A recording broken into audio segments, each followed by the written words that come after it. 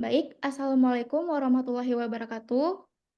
Pertama-tama, marilah kita panjatkan puji syukur kehadiran Allah Subhanahu wa Ta'ala, karena atas rahmat dan karunia-Nya kita dapat berkumpul di sini untuk melaksanakan presentasi mata kuliah analisa farmasi.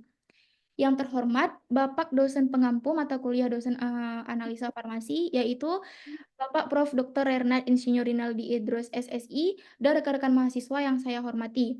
Pada kesempatan kali ini, kami akan menyampaikan presentasi yang berjudul fase gerak kromatografi gas dan high performance liquid kromatografi, yang dimana kami berharap presentasi ini dapat memberikan wawasan yang bermanfaat bagi kita semua. Next. Baik, selanjutnya adalah anggota kelompok 3, saya sendiri, Rena Valeni sebagai moderator, dan kedua teman saya, yaitu Cutmuti Aulia dan Sofia Elisa. Next. Baik, berikut merupakan topik yang akan kami bawakan pada presentasi kali ini, yaitu yang pertama pengertian kromatografi, yang kedua pembagian kromatografi dan prinsip kerjanya, yang ketiga pengertian fase gerak dan prinsip kerjanya, yang keempat pengertian gizi dan HPLC, yang kelima fase gerak gizi dan HPLC, yang keenam prinsip kerja gizi dan HPLC, yang ketujuh kelebihan gizi dan HPLC, yang ke-8 kekurangan gizi dan HPLC, yang ke-9 read out gizi dan HPLC, yang ke-10 video animasi cara bekerja instrumen gizi dan HPLC, dan yang terakhir pengaplikasian gizi dan HPLC dalam lingkungan masyarakat. Next. Baik, yang pertama, apa itu kromatografi? Kromatografi adalah suatu teknik pemisahan campuran berdasarkan perbedaan kecepatan perambatan komponen dalam medium tertentu, di mana kromatografi ini dapat digunakan untuk analisa kualitatif maupun kuantitatif. Pada dasarnya, semua cara kromatografi itu menggunakan dua fase yang berbeda, yaitu fase diam sebagai stasioner dan fase gerak mobilenya, di mana kromatografi ini memiliki berbagai fungsi dalam berbagai bidang ilmu pengetahuan, yang di mana di antaranya bisa dilakukan untuk mengidentifikasi pemurnian, mengidentifikasi suatu senyawa organik, analisis kuantitatif dan kualitatif, pengujian kualitas, penelitian dan pengembangan, serta forensik dan lingkungan. Next. Selanjutnya adalah berdasarkan pasangan fase gerak dan fase diam itu terdiri dari 5, yang di mana itu ada fase gerak cair dan fase diam padat yang merupakan kromatografi cair padat. Yang kedua, fase gerak cair dan fase diam cair yang merupakan kromatografi cair-cair. Yang ketiga, fase gerak gas dan fase diamnya padat yang merupakan kromatografi gas padat. Dan yang terakhir, itu fase geraknya gas dan fase diamnya juga cair, yang di mana ini merupakan kromatografi gas cair. Kemudian yang kedua, berdasarkan jenis fase gerak, kromatografi itu terbagi menjadi dua, yaitu kromatografi gas ataupun gizi dan kromatografi cair ataupun HPLC, di mana kedua kromatografi ini akan menjadi topik yang akan kami bahas pada presentasi kali ini. Next. Berikutnya adalah prinsip kerja dari kromatografi. Kromatografi adalah metode pemisahan di mana analit ataupun sampel akan digabungkan dalam fase gerak ataupun gas yang dipompa melalui fase diam. Biasanya satu fase itu bersifat hidrofilik dan fase lainnya akan bersifat lipofilik, di mana komponen analit atau sampel ini akan berinteraksi secara berbeda dengan kedua fase ini tergantung pada polaritasnya, di mana kedua fase tersebut akan menghabiskan lebih banyak ataupun lebih sedikit waktu untuk berinteraksi dengan fase diam, dan dengan demikian akan mengalami perlambatan pada tingkat yang lebih besar ataupun lebih kecil. Hal ini menyebabkan pemisihan berbagai komponen yang ada dalam sampel, yang dimana setiap komponen sampel itu akan terelusi dari fase diam pada waktu tertentu yang disebut dengan waktu retensi. Saat komponen ataupun sampel melewati detektor, maka sinyalnya akan direkam dan diplot dalam bentuk kromatogram. Next. Baik, selanjutnya akan disampaikan tentang fase gerak oleh Cutmuti Aulia.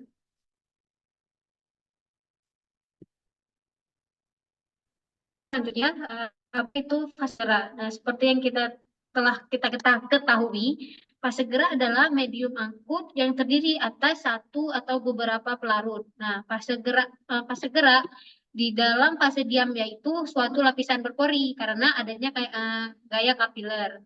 Nah, pelarut yang digunakan hanyalah pelarut bertingkat, mutu, analitik, dan bila diperlukan sistem pelarut multikomponen harus berupa suatu campuran sederhana, mungkin yang terdiri atas maksimum 3 komponen. Nah, kemudian ini ada prinsip kerja fase gerak. Nah, untuk fase gerak kromatografi gas itu adalah gas pembawa, biasanya helium karena berat molekulnya rendah dan bersifat inert secara kimia. Tekanan diterapkan dan fase gerak menggerakkan analit melalui kolom. Pemisahan dilakukan dengan menggunakan kolom yang dilapisi dengan fase diam. Nah, berikut beberapa prinsip-prinsip utama bagaimana fase gerak bekerja dalam kromatografi. Nah, yang pertama itu dia ada interaksi diferensial. Nah, interaksi diferensial ini dia komponen-komponen dalam campuran akan berinteraksi secara berbeda dengan fase stasioner dan fase gerak. Nah, komponen yang memiliki afinitas lebih besar terhadap fase stasioner akan bergerak lebih lambat, sedangkan komponen yang memiliki afinitas lebih besar terhadap fase gerak akan bergerak lebih cepat. Nah, kemudian ada elusi. Elusi ini dia proses di mana fase gerak membawa komponen campuran melalui fase stasioner disebut dengan elusi. Komponen yang berinteraksi kuat dengan fase akan terelusi lebih cepat dibandingkan dengan komponen yang lebih tertahan oleh fase stasioner. Lalu yang ketiga ada solvasi dan polaritas. Nah, sifat-sifat fase gerak itu seperti polaritas sangat mempengaruhi pemisahan. Dalam kromatografi cair, fase gerak dapat berupa pelarut polar atau non-polar, tergantung pada sifat komponen yang akan dipisahkan. Dalam kromatografi gas, gas inert itu seperti helium sering digunakan sebagai fase gerak. Yang keempat ada keseimbangan distribusi. Nah, keseimbangan distribusi ini dia terdapat komponen-komponen dalam campuran yang mencapai keseimbangan distribusi antara fase gerak dan fase stasioner. Nah, distribusi ini dia tergantung pada sifat kimia dan sifat fisika masing-masing komponen, serta kondisi kromatografi, seperti suhu dan tekanan. Yang terakhir ada kecepatan aliran. Nah, laju aliran pada fase gerak juga mempengaruhi pemisahan. Laju yang terlalu tinggi dapat mengurangi resolusi pemisahan, sedangkan laju yang terlalu rendah dapat memperpanjang waktu analisis. Oleh karena itu, laju aliran biasanya diatur dengan hati-hati untuk mencapai pemisahan yang optimal. Kemudian, kromatografi gas. Kromatografi gas merupakan salah satu teknik pemisahan senyawa berdasarkan perbedaan distribusi pergerakan yang terjadi di antara fase gerak dan fase diam untuk pemisahan senyawa yang berada pada larutan. Senyawa gas yang terlarut dalam fase gerak akan melewati kolom partisi yang merupakan fase diam. Senyawa yang memiliki kesesuaian kepolaran dengan bahan yang berbeda di dalam fase diam yang diletakkan di dalam kolom partisi akan cenderung bergerak lebih lambat daripada senyawa yang memiliki perbedaan kepolaran dengan bahan yang ada di kolom partisi. Kemudian ada fase gerak kromatografi gas. Nah, dalam kromatografi gas terdapat dua fase utama, yaitu fase gerak mobile fase dan fase diam atau stasioner fase. Nah, yang pertama itu fungsi dari fase gerak. Nah, fase gerak ini berfungsi untuk membawa atau mengangkut sampel melalui kolom yang mengandung fase diam. Kemudian dia bertindak sebagai pembawa gas yang membawa komponen-komponen sampel yang telah diuapkan ke dalam komponen kromatografi. Kemudian jenis gas yang digunakan dia biasanya adalah yang bersifat inert atau tidak reaktif. Nah, gas-gas yang digunakan umumnya seperti helium, nitrogen, dan hidrogen. Kemudian pemilihan gasnya itu didasarkan pada sifat-sifat seperti kecepatan alir, viskositas, dan interaksi minimal yang dengan sampel dan fase diam. Kemudian kromatografi cair atau HPLC. Nah, kromatografi cair ini adalah metode pemisahan yang digunakan menggunakan fase diam, yaitu atau stasioner fase yang berupa cairan yang melekat pada permukaan padatan atau dalam sebuah media inert. dan fase gerak yang bergerak melewati fase diam. Nah, metode ini dia bergantung pada perbedaan afinitas komponen sampel terhadap fase diam dan fase gerak untuk memisahkan mereka. Nah, kemudian fase gerak HPLC. Nah, salah satu elemen penting dalam HPLC ini adalah fase gerak. Nah, beberapa fase aspek yaitu dari fase gerak. Yang pertama ada jenis fasenya. Nah, jenis fase gerak itu ada dua, isokratik dan gradien. Nah, kalau fase gerak isokratik, dia menggunakan satu pelarut atau campuran pelarut dengan komposisi yang tetap selama keseluruhan proses pemisahan. Kemudian yang gradien, fase gerak gradien itu dia menggunakan campuran pelarut yang komposisinya berubah secara bertahap selama proses pemisahan, biasanya untuk meningkatkan efisiensi pemisahan untuk campuran kompleks.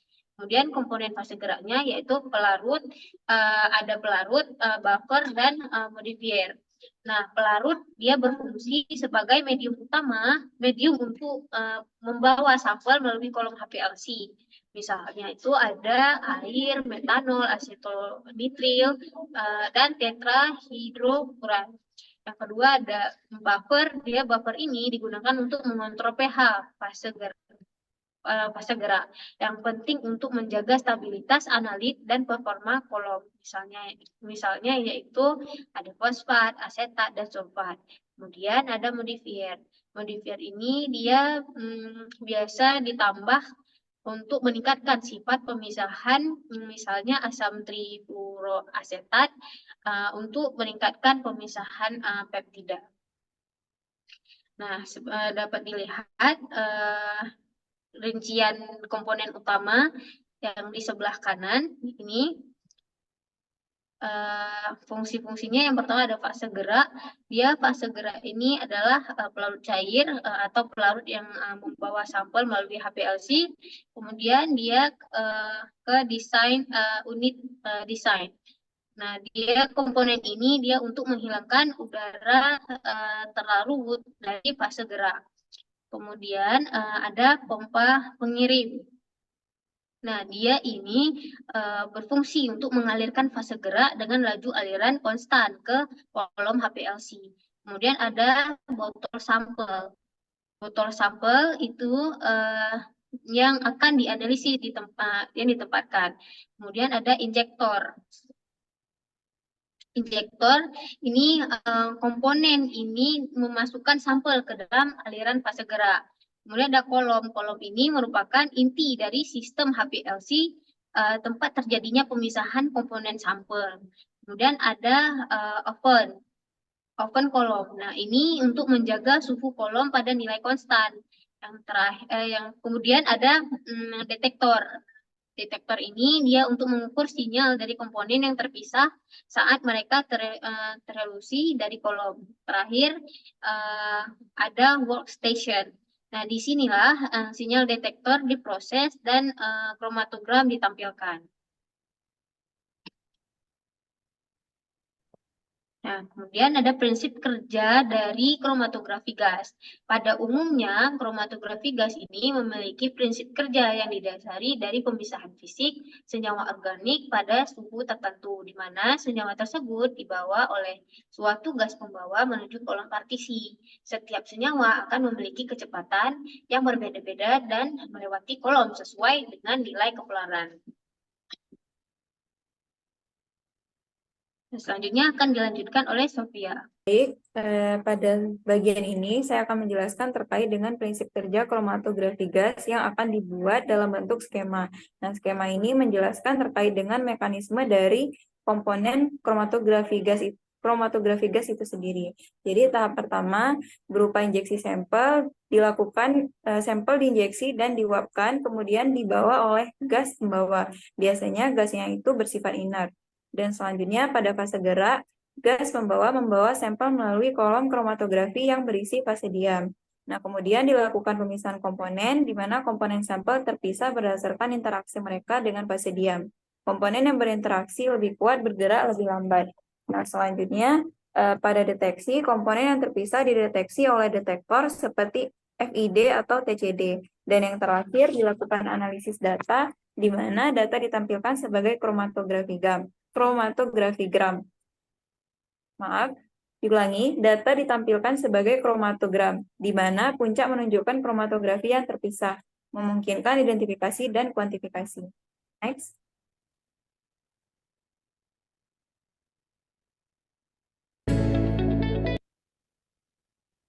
Nah, di sini kami menyiapkan video animasi yang kami rasa dapat meningkatkan pemahaman dari audiens terkait dengan prinsip kerja kromatografi gas itu sendiri.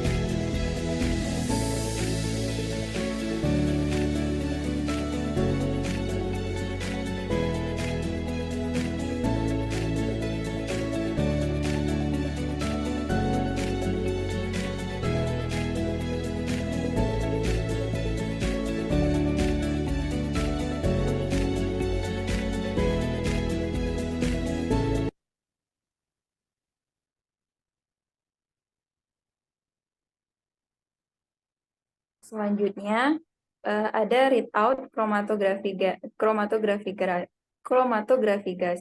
Nah, di sini kami menampilkan suatu gambar yang menjelaskan atau yang menampilkan hasil dari analisis menggunakan kromatografi gas yang menggunakan sampel glikol. Nah, gambar di samping menunjukkan hasil pemisahan dan analisis dari campuran glikol dan ether menggunakan kromatografi gas.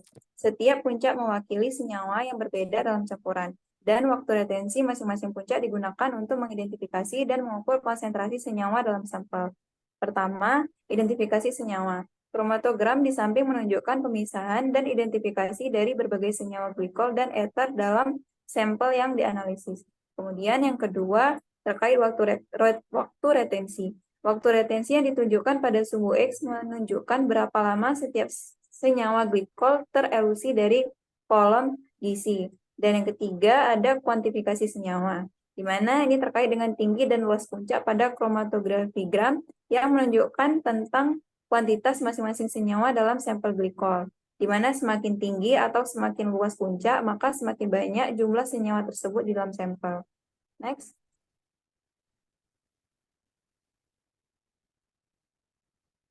Nah, selanjutnya ada prinsip kerja kromatografi cair atau disebut dengan HPLC. Jadi, di gambar ini merupakan komponen-komponen penyusun dari HPLC itu sendiri. Di mana secara garis besar, prinsip kerjanya itu berupa sampel cair diinjeksikan dan dibawa oleh fase gerak cair melalui kolom bertekanan tinggi dengan fase diam. Komponen terpisahkan berdasarkan interaksi dengan fase diam yang interaksinya lebih lemah keluar lebih cepat.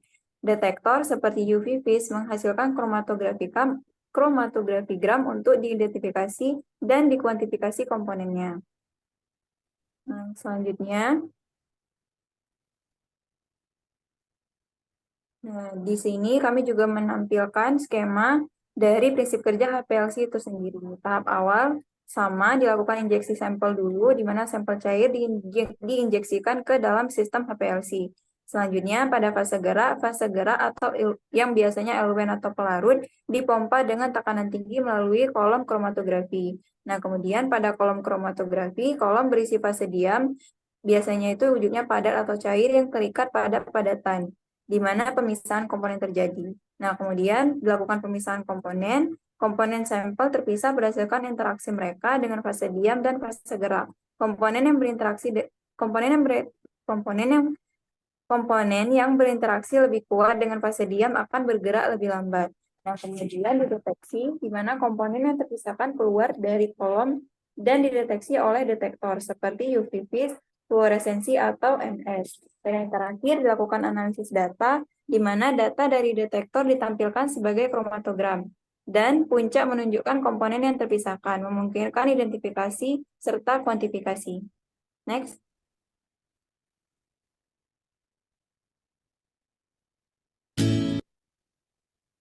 Nah, di sini untuk meningkatkan pemahaman kita terkait dengan prinsip kerja, kami mencantumkan satu video animasi yang kami kira dapat meningkatkan pemahaman kita.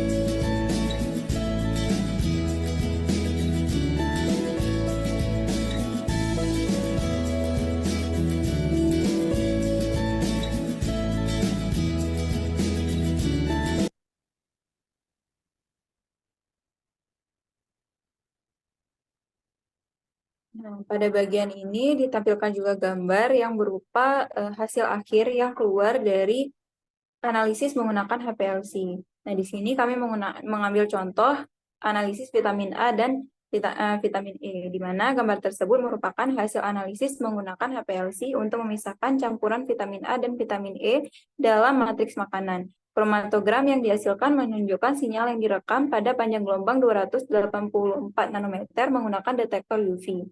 Setiap puncak dalam kromatogram memiliki waktu retensi yang mencerminkan waktu yang diperlukan untuk puncak tersebut muncul dan lenyap dari kolom HPLC. Selain waktu retensi, parameter lain seperti luas puncak, persentase luas puncak, tinggi puncak, dan persentase tinggi puncak juga disediakan untuk setiap komponen. Next.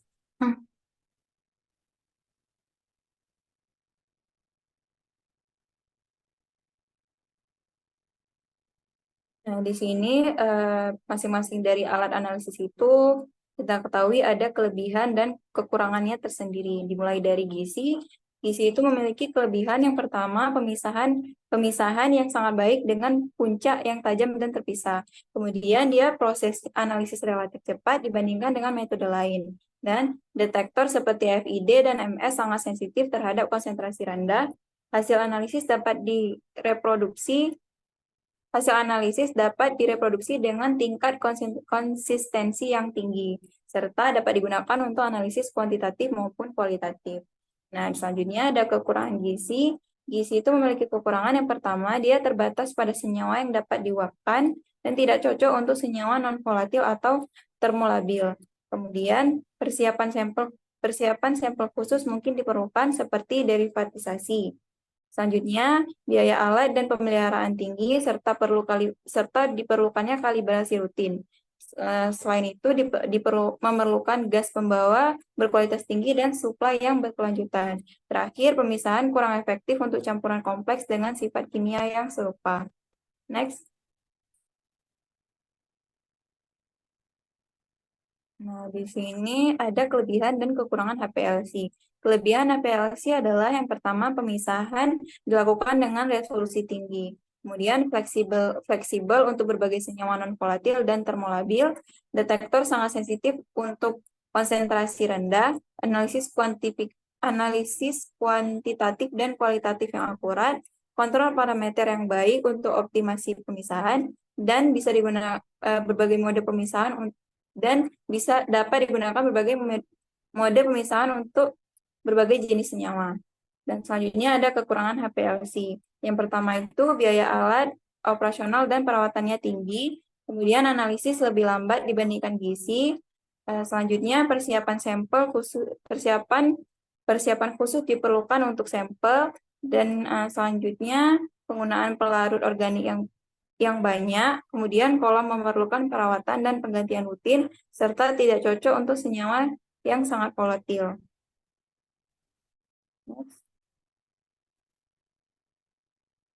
Nah, di sini setelah mengetahui segala hal terkait dengan HPLC dan gizi, maka kita dapat menyimpulkan hal-hal yang bisa kita manfaatkan untuk kita gunakan dalam kehidupan sehari-hari terkait dengan aplikasi gizi dan HPLC itu sendiri. Yang pertama itu, aplikasi gizi dapat digunakan untuk mendeteksi komponen volatil dalam makanan, kemudian dapat juga digunakan untuk memantau kualitas udara, kemudian dapat digunakan juga untuk menentukan komposisi dan kemurnian minyak bumi, dan dapat juga digunakan untuk mendeteksi obat-obatan terlarang dalam forensik. Kemudian aplikasi HPLC itu sendiri yang pertama dapat memastikan kualitas dan kuantitas bahan aktif dalam obat, kemudian dapat mendeteksi dan mengukur residu pestisida dalam produk pertanian dan air, yang kemudian menentukan kandungan nutrisi aditif, pengawet, dan kontaminan dalam makanan dan minuman. Selanjutnya dapat menganalisis protein, peptida, dan asam nukleat. Dan yang terakhir dapat digunakan untuk mengontrol kualitas produk kimia. Nah, dari paparan yang telah kami berikan, maka dapat diambil kesimpulan bahwa gas kromatografi atau gizi dan kromatografi cair kelenjar tinggi atau HPLC adalah teknik analisis yang digunakan untuk memisahkan, mengidentifikasi, dan mengukur komponen-komponen dalam suatu campuran. Gizi ideal untuk menganalisis senyawa volatil dan gas, menggunakan gas sebagai fase gerak dan kolom kapiler atau kemasan sebagai fase diam. Sementara itu, HPLC lebih cocok senyawa yang kurang volatil atau termolabil, menggunakan fase cair bertekanan tinggi untuk memisahkan komponen pada kolom yang diisi dengan partikel fase diam. Yang kedua, teknik ini memiliki aplikasi luas dalam berbagai bidang, seperti bidang farmasi, kimia, lingkungan, dan industri makanan, dengan kelebihan dan keterbatasan masing-masing tergantung pada sifat sampel dan kebutuhan analisis. Next. Ini merupakan sumber acuan yang kami pakai untuk menyelesaikan tugas PowerPoint ini.